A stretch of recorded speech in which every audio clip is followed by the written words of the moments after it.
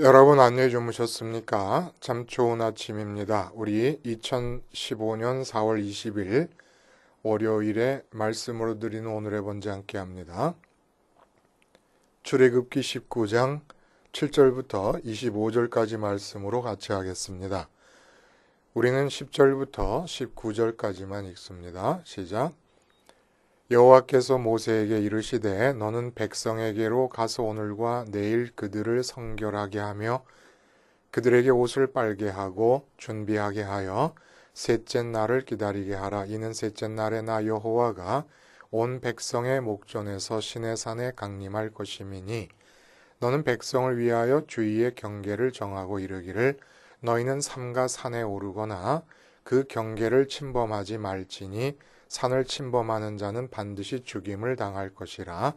그런 자에게는 손을 대지 말고 돌로 쳐 죽이거나 화살로 쏘아 죽여야 하리니 짐승이나 사람을 막론하고 살아남지 못하리라 하고 나팔을 길게 불거든 산 앞에 이를 것이니라 하라.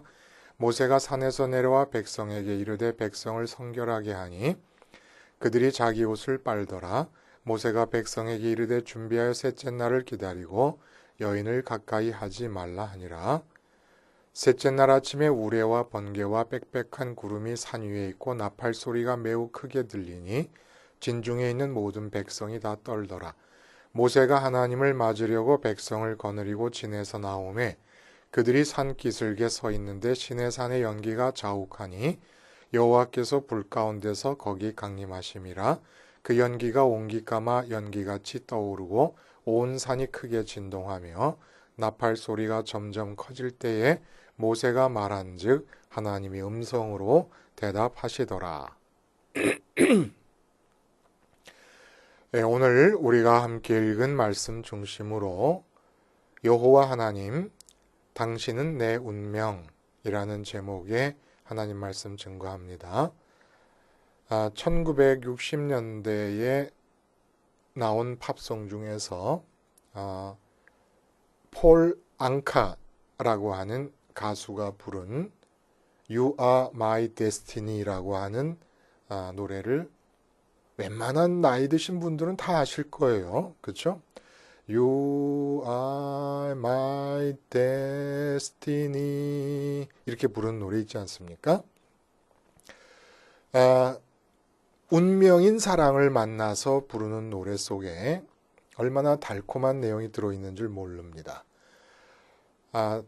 너는 나의 운명이라고 하는 말을 대체하는 많은 정말 아주 로맨틱한 단어들이 나와요. 당신은 나의 꿈. You are my destiny 뿐만이 아닙니다. You are my dream이고 나의 행복, 나의 달콤한 손길, 나의 이루어진 꿈. 그래서 그 사랑과의 관계가 어떠냐 하면 천국만이 나에게서 당신의 사랑을 빼앗아 갈 수 있죠. 왜냐하면 내가 혹여나 당신을 떠난다면 나는 바보니까요. 나는 절대 그런 바보는 되지 않으렵니다. 천국만이 뺏어갈 수 있는 그런 사랑. 죽음을 말하는 걸까요? 죽어야 끝이 날까? 그러기 전에는 내가 바보가 아닌 다음에는 당신을 왜 떠나가겠느냐? 이 짜릿한 로맨틱한 이 분위기가 그냥 가사 속에서 물씬 풍겨요. 근데 운명적인 사랑에 이면이 있습니다. 그것은 그렇게 달콤하지가 않습니다. 아주 쓰디쓴 측면이 있다는 거예요. 운명적 사랑은. 그런데 그 쓰디쓴 면을 기꺼이 맞이하게 될 수 있는 것. 이것이 바로 운명적인가 아닌가 하는 것을 결정합니다. 이 쓰디쓴 측면의 운명적 사랑의 어떤 그 이면, 이것이 받아들여지느냐 안 받아들여지느냐의 검증이 없고 결혼을 하니까 운명적 사랑이 아니라서 그렇게 이혼이 많은 거지요. 예를 들면 너는 내 운명이라고 하는 영화가 있었습니다. 그 전지현 씨가 에이즈 보균자인 다방 여종업원으로 나오고 이 여종업원을 정말 순정으로 사랑하는 농촌 총각으로 황정민 씨가 나옵니다. 아주 이 두 남녀 배우는 이 영화로 2005년, 2006년 당시에 영화제의 여우주연상, 남우주연상은 거의 쓸었다 해도 과언이 아닐 정도로 상을 받게 되지요. 그래서 그 유명한 그 수상 소감을 황정민 씨가 잘 차려진 밥상에 숟가락 하나 올려놓았을 뿐인데 이렇게 귀한 상을 주셔서 감사합니다라고 하는 아주 재치 있고 겸손한 그런 수상 소감을 밝혀서 아직도 유명하지요. 뭘 말합니까? 에이즈 보균 환자와 결혼을 한다든지 그 관계를 지속하게 될 경우는 자기 모든 걸 다 잃게 됩니다. 자기도 에이즈가 옮아가게 될 것이니까 모든 걸 다 잃지 않습니까? 그렇게 모든 걸 다 잃게 되더라도 놓아줄 수 없는 사랑, 이게 바로 운명적 사랑이에요. 달콤하고 로맨틱할 때는 찰떡같이 붙어 있다가 조금만 쓰디쓴 상황과 요소가 가미되기 시작하면 고개를 갸우뚱합니다. 이게 과연 지속할 수 있는 사랑이냐 아니냐? 이건 운명적 사랑이 아니라는 얘기죠. 근데 오늘 본문이 바로 그런 운명적 사랑에 대한 이야기를 해주고 있습니다. 폴 앙카의 You Are My Destiny라고 하는 노래 가사에서 말씀드린 대로 그 마지막 제가 말씀드린 부분에서 천국만이 나에게서 당신의 사랑을 뺏어갈 수 있죠 라고 말을 하지 않았습니까? 근데 이 천국 자체가 내 운명이 된다면 어떻게 돼야 되는 겁니까? 좀 더 말을 정확하게 하면은 선민에게는 어느 여자나 어느 남자가 내 운명적 사랑이 될 수가 없다는 겁니다. 어느 일이나 어떤 직업이 내 운명적 사랑의 대상이 될 수가 없다는 얘기입니다. 선민이 되었다는 것은 다른 말로 무엇이냐? 유일하게 여호와 하나님께서 내 운명이 되셨다는 사실을 의미하는 겁니다. 천국에 계신 여호와 하나님께서 내 운명이 되셨어요. 폴 앙카는 노래하기를 아름다운 운명 같은 여자를 만났는데 천국에서 나를 불러가서 내가 죽기 전에야 이 사랑을 내가 놔줄 수가 있겠느냐라고 하지만 살아있는 동안에 그 천국에 계신 하나님께서 나의 운명이라고 하는 사실을 알고 고백하면서 하나님이 내 운명이 되었을 때 운명이신 하나님에 대해 어떤 관계를 가져야 되며 하나님이 천국에 계신 그분이 내 운명일 때 이 땅에서 선민이 살아가는 모습은 어떤 모습일 것인가 라고 하는 것이 오늘 본문에 나온다는 얘기입니다. 이런 운명적 사랑의 가장 모델적인 예를 두 사람을 든다면 아브라함과 욥이지요. 아브라함, 하나님이 영광 중에 나타나셨어요. 영광 중에 나타나셨다는 것은 마음에서 1등 했다는 겁니다. 하나님을 보자마자 아브라함이 전적으로 그분이 나의 운명인 걸 깨닫게 됩니다. 그분이 나의 운명이라고 하는 사실은 그 다음부터 어떠한 이면을 아브라함에게 요구하게 되느냐? 가장 그 당시에 복 중에 복일 수 있는 안정된 삶의 기반이 되는 본토 친척 아비집을 버리고 떠나게 됩니다.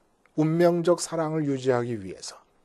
그리고 그렇게 아름다운 아내 사라를 몇 번이고 포기하게 됩니다. 운명적 사랑 때문에 집을 떠난 결과로.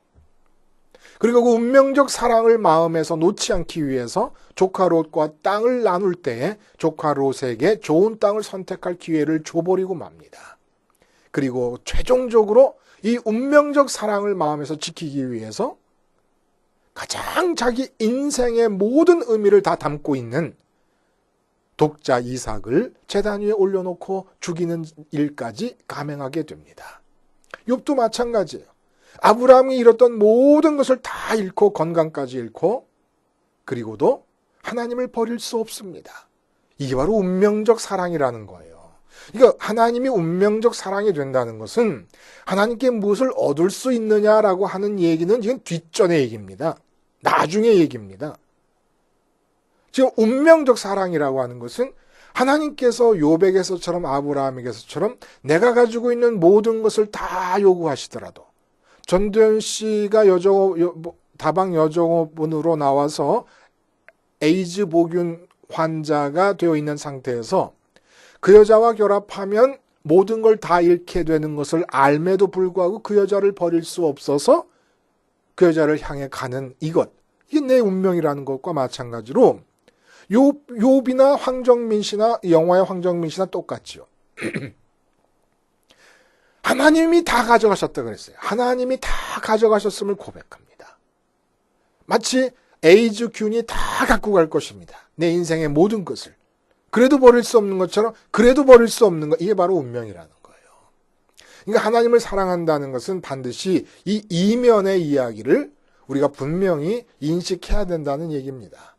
그러면 하나님이 운명인 사람, 선민이 바로 그런 것인데, 그런 사람들인데, 오늘 이 신해산은 신해산에서의 이제 계약이 시작되려고 합니다. 이 신해산 계약이 의미하는 것은 모든 선민 각자에게 그동안은 하나님께서 공동체적인 차원에서 하나님이 당신이 누구신가를 보여주시고 인도해 주셨습니다. 근데 이제는 선민 각자가 하나님과 신해산 계약을 통해서 결혼을 해야 됩니다. 예를 들어 부모를 공경하라, 살인하지 말라, 간음하지 말라, 도둑질하라, 이런 모든 계명은 공동체에게 주는 것이면서 동시에 나 개인이 지켜야 될 것으로 주시고 계시는 겁니다. 그러니까 이 계약의 내용은 선민 각자가 하나님과 운명적 관계의 연합으로 돌입하게 된다는 것을 뜻하는 것입니다.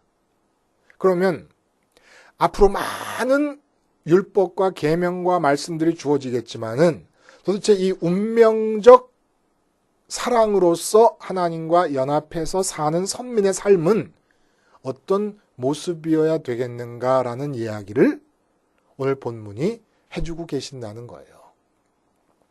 어떻게 살아야 운명적인 사랑의 대상으로 어느 여자, 어느 남자가 아니고 어느 직업, 어느 일이 아니라 하나님인 그런 사람의 삶이 가능해질 것인가? 그렇게 하나님을 운명적 사랑으로 알고 사는 사람은 어떤 삶을 살아야 되는 것인가라는 걸 얘기해 줍니다. 먼저 10절에서 백성들에게 성결할 것을 요구하십니다. 그래서 성결의 상징적인 모습, 상징적인 행동으로 옷을 빨고 옷을 세탁하고 그리고 잠자리를 삼가합니다. 이것은 옷을 빨아야 성결해진다는 뜻이 아니라 마음가짐을 성결하게 갖기 위해서 자기 마음의 성결을 인식시키고 깨닫게 하기 위해서 그 행동을 하는 것이지요. 여기서 성결이라는 말은 엄밀하게 말하면 성별이 더 분명한 얘기입니다. 이제 하나님과 운명적인 사랑의 관계로 연합하는 상대자인 선민들은 성별되어야 된다는 거예요. 성별된다는 게 뭡니까? 보릿고개가 지나가도 종자씨로 남겨둔 것은 밥을 해먹을 수가 없습니다. 굶어 죽는 한이 있어도 이 종자씨는 지켜야 됩니다. 그래야 농사를 짓고 그나마 나머지 식구들이라도 살 수 있으니까 절대로 이건 지켜내야 되는 거예요. 성별이라는 건 바로 내가 그렇게 지켜져서 하나님께만 드려지게 된다는 걸 말합니다. 그러니까 하나님 믿기 시작했습니까? 그러면 성별되는 거예요. 성별된다는 건 이제 내가 이 가족을 부양하기 위해서 사는 것도 아니에요. 이제 내가 직장에서 잘 나가기 위해서 살 수 있는 것도 아니에요. 이제 내가 돈을 위해서 살 수 있는 사람도 아닙니다. 선교사로 가지 않아도 하나님을 믿기 시작하고 하나님의 운명적 파트너가 되었다는 얘기는 오직 내 존재 자체가 가족을 위한 것도 아니고 나의 인생의 꿈을 위한 것도 아니고 직장을 위한 것도 아니고 그 어떤 것도 아니고 오직 하나님만을 위해서 드려지기 위해서 구분되어졌다는 얘기입니다. 보릿고개의 종자씨와 같은 것이에요.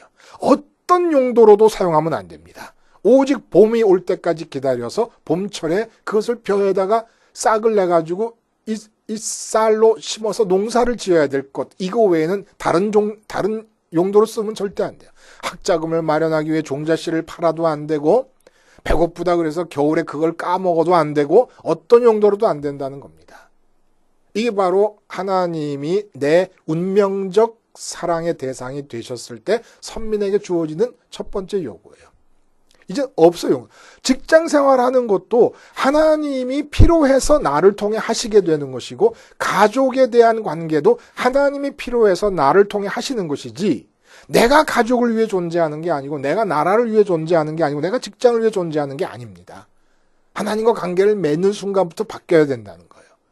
그러면 이렇게 관계를 맺은 사람은 도대체 어떻게 살아가느냐?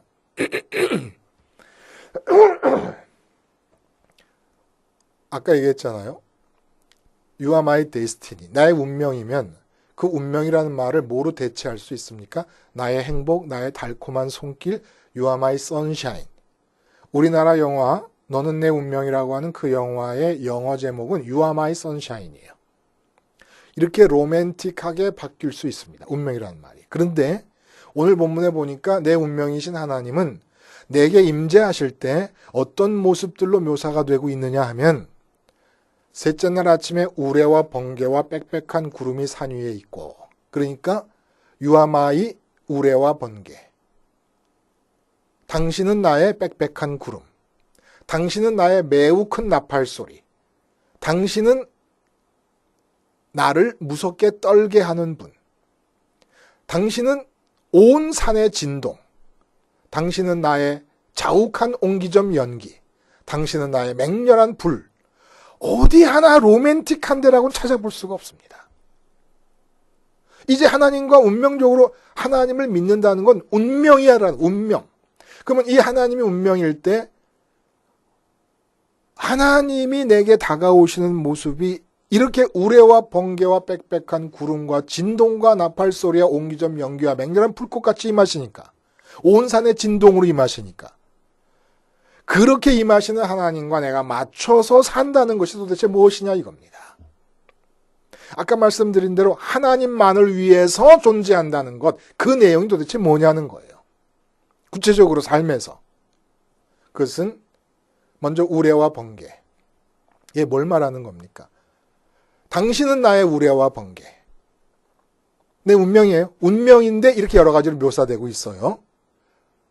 당신은 나의 달콤한 손길도 아니고 당신은 나의 태양도 아니고 당신은 나의 꿈도 아니고 당신은 나의 무슨 봄도 아니고 성시경 씨가 부른 노래 속에서는 당신은 나의 봄이라 그랬더만요. 근데 당신은 나의 우레와 번개. 우레와 번개는 뭘 말합니까?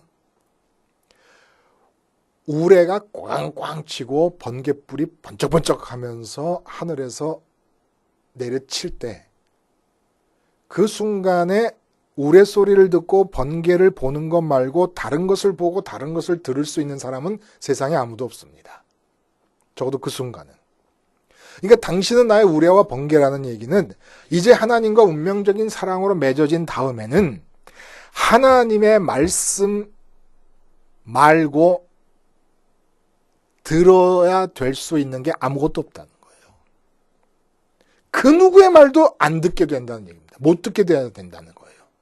그리고 번개라는 얘기도 오직 마음에서 보고 있는 것은 번개가 칠 때 우레소리와 함께 번개를 볼 때에 마음에서 아무것도 안 보이지 않습니까? 눈에 들어오는 그 번개를 마음이 볼 뿐 아닙니까? 그런 것처럼 이제 당신은 나의 우레와 번개다라고 하는 얘기는 오직 당신의 말씀만이 듣게 될 것이고 당신만이 내 마음으로 그려보면서 살게 될 것이다라는 얘기를 하는 겁니다. 그럼 당신은 나의 빽빽한 구름이라는 건 무슨 뜻입니까? 구름은 옛날에 구름 한 점 없는 하늘과 땅이 이렇게 있으면 어디가 경계인지를 몰라요. 어디까지가 땅에 속한 부분이고 어디까지가 하늘에 속한 부분인지 알 수가 없습니다. 그때 구름이 하나 턱하니 바람을 타고 와요. 그럼 그 구름이 경계가 돼서 구름 위가 하늘이 되고 구름 아래가 땅이 됩니다. 그 옛날에.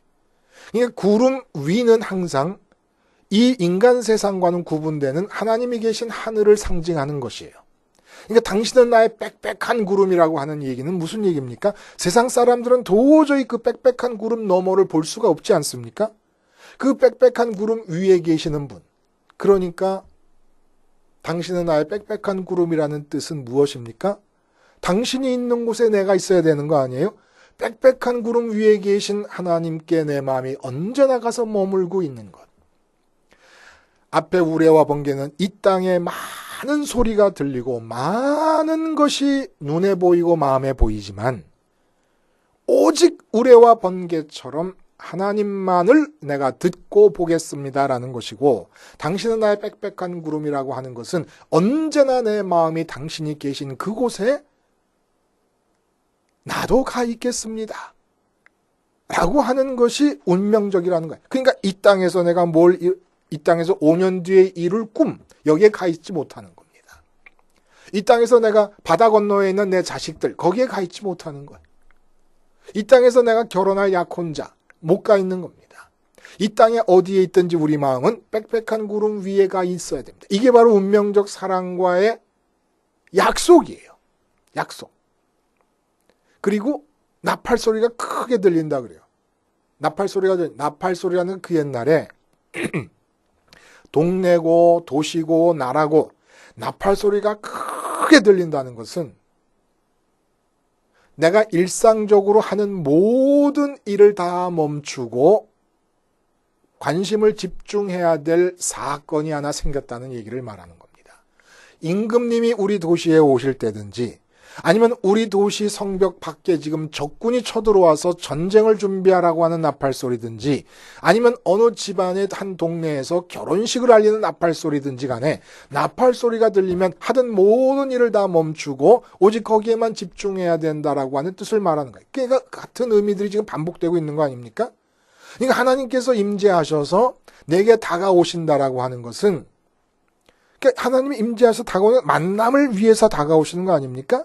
그러니까 내 인생에 있어서 모든 일을 다 멈추고서라도 내가 하루 중에서 제일 먼저 해야 될 일이 뭐냐? 하나님과 만나는 일이라는 겁니다. 밭에서 농사를 짓다가도 밭일을 하다가도 전쟁을 알리는 나팔 소리가 오면 다 중단해야 돼요. 엄마는 나가서 돌 주워 와야 되고 아빠는 곳간에 두었던 칼과 창을 들고 나와야 됩니다. 자식들도 하다못해 뜨거운 물이라도 들고 나와야 되는 것, 새총이라도 들고 나와야 되는 겁니다. 마찬가지로 매일 아침 하나님께서는 가장 큰 진동소리로 나를 찾아오시는 분이시기 때문에 내 마음속에 어떠한 일로 분주하고 어떠한 일로 계획되고 어떠한 일 때문에 바쁘든지 간에 그 모든 걸 다 멈추고 하나님을 제일 먼저 만나야 되는 그분으로서 나의 운명이시기 때문에 당신은 나의 매우 큰 나팔소리라는 얘기입니다. 그러니까 백성들이 떠는 거예요. 이렇게 살아본 적이 없잖아요. 어떤 대상을 향해서. 그 다음에 신해산 연기가 자욱하다 그래요. 이 당신은 나의 자욱한 연기, 옹기점 연기. 이게 무슨 뜻이겠습니까? 하나님은 영이십니다. 그러니까 이 세상의 모든 대상들은 내 앞에 있습니다. 내 앞에 있는 자가 나의 사랑의 대상이에요. 근데 나의 운명이신 하나님은 나를 사방으로 감싸고 계시는 분이십니다. 내가 동쪽으로 가도 내가 서쪽으로 가도 남쪽으로 가도 북쪽으로 가도 나를 떠나지 않으시는 분이십니다. 좋아서 만나서 기뻤다가도 등지고 헤어지면 끝나는 것이고 또 뭐 그게 아주 결별이 아니더라도 각자 집으로 돌아갈 땐 또 헤어져야 되는 거 아닙니까? 또 아니면 결혼했더라도 직장에 가려면 등지고 가야 되는 거 아닙니까? 그런데 하나님은 언제 어디를 가더라도 연기처럼 나를 둘러싸고 계시는 분이시라서 You are my 연기, You are my smoke. 아, 참 이상한 운명의 대상이십니다. 그리고 맹렬한 불 같은 분이라고 얘기하십니다. 하나님 말고 히브리서에 보면은 12장 29절에 우리 하나님은 소멸하는 불이시다 이런 얘기를 하세요. 맹렬한 불, 당신은 나의 불이다. 질투가 불 같으시고 정열이 불 같으셔서 내 마음이 하나님 이외의 것을 향하거나 담거나 할 때 결코 참지 않으시는 분이십니다. 모든 걸 다. 아브라함 보세요. 자식 이삭 마지막 독자 이삭까지 다 없애버려야 됩니다. 마음에서. 그리고 아브라함이 없앤 모든 것들은 하나님께서 붙잡으시고 당신의 사랑으로 끌고 가십니다. 그러나 아브라함 마음속에선 없어야 됩니다. 욥에게서 모든 걸 다 뺏어가십니다. 그리고 2배로 더 주십니다. 그러나 욥의 마음속에서는 하나님 말고 다른 것이 있어서는 안 됩니다. 맹렬한 불같이 우리 마음에서 하나님 이외의 모든 걸 다 태워버리시려고 하시는 하나님이십니다. 그래서 오늘 본문에 보면은 4번씩이나 경계를 넘어오면은 죽을 것이다라고 하는 무시무시한 얘기를 하십니다. 지금 결혼하고 이렇게 하는데 로맨틱하고 달콤한 말씀 한마디 안 하시고 다 죽을 거라는 얘기. 이 죽을 거라는 얘기는 무슨 얘기입니까? 이러한 나의 운명이신 하나님에 대해서 어떻게 내가 행동하고 어떤 마음가짐으로 운명이신 사랑, 그 하나님을 사랑의 대상으로 연합할 때에 내가 반응할 것인가를 잘 모르고 올바른 하나님, 내 운명이신 하나님에 대한 반응 방법, 응답 방법을 모르고 무조건 하나님께 대들었다가는 다 죽을 거라는 얘기예요. 그래서 십자가가 일어나십니다. 십자가에서 주님과 연합함으로써 이 모든 내 운명이신 하나님에 대한 내가 취해야 될 응답이 다 나올 수 있게 해주신 사건이에요. 십자가 생활화가. 그래서 주님과 함께 내가 죽었다는 고백 이 하나를 통해서 당신은 나의 우레와 번개라고 하는 내 운명이신 하나님에 대해서 내가 올바른 마음가짐과 태도를 가질 수가 있고 당신은 나의 빽빽한 구름, 당신은 나의 나팔소리, 당신은 나의 산의 진동. 이 산의 진동이란 말 뺐네요. 그렇죠? 산의 진동이 뭡니까? 하나님을 내 운명으로 모시게 될 때는 이 땅에서 가장 견고한 것이 산 아닙니까? 높으니까. 닳고 달아도 평지보다 오래 갈 거 아니겠어요? 그런데 그 산이 진동을 한다는 것은 하나님이 내 운명이 되는 한 이 땅에서 내가 안정된 기반을 찾을 수는 없게 된다라는 얘기를 하는 겁니다. 이런 분이 운명처럼 나의 파트너가 되시고 반려자가 되시고 동반자가 되시는 사건이 이 시내산 계약 사건이라는 얘기예요. 그리고 이 모든 요구가 1500년 뒤에 예수님께서 오셔서야 비로소 선민에게 온전히 이루어지면서 진짜 예수님의 십자가 사건 이후로는 천지를 지으신 그 하나님께서 당신은 나의 우레와 번개, 당신은 나의 빽빽한 구름, 이 모든 표현이 다 맞아떨어질 수 있게 그 모든 표현에 상응하는 올바른 우리의 마음가짐과 행위가 다 나올 수 있게 되는 역사들이 있어서 진짜 선민들이 나타나기 시작했다는 겁니다. 선민다운 선민들이. 그게 바로 초대교회의 모습이고 사도들의 모습이지요. 그리고 우리가 또 그 길을 가야 되지 않겠습니까? 여호와 하나님, 당신은 나의 운명이십니다. 여호와 하나님, 당신은 나의 우레와 번개이십니다. 당신은 나의 빽빽한 구름이시요. 당신은 나의 매우 큰 나팔소리요. 당신은 나의 산의 진동이시고 당신은 나의 옹기점의 연기시며 맹렬한 불이십니다. 이 모든 하나님에 대한 하나님 임재를 묘사하고 있는 이 모든 묘사가 내게 합당한 행동이 나올 수 있어서 진짜 선민다운 선민이 돼가지고 이 하나님과 찰떡같이 연합이 될 수 있도록 십자가를 생활화하실 수 있기를 간절히 기원합니다. 기도하시겠습니다. 하나님 아버지, 당신은 나의 운명이십니다. 당신 한 분을 내 운명으로 받아들이기 위해서 그 이면에 이 세상 모든 것을 포기해야 하는 이 씁쓸함을 기꺼이 받아들일 수 있게 해 주시옵소서. 그러기 위해 오늘도 매 순간 십자가를 생활화할 수 있도록 저희 마음을 일깨워 주시기를 바라오며 예수님의 이름으로 기도하옵나이다. 아멘.